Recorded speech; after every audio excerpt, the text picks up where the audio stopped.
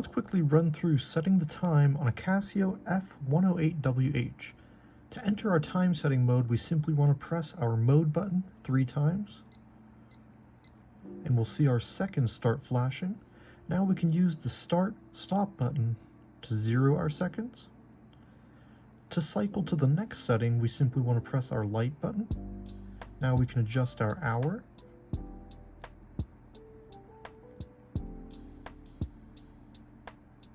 Press light again to adjust our minutes. Light once more to enter our month. Light again to choose our date. And light once more to choose the day of the week. And once we're done with that, we simply want to press mode, and now our watch is set. Thank you guys for joining me in this quick time setting tutorial. I really hope that it was helpful. If you're interested in more tutorials and watch related content, please do consider subscribing. Thanks guys.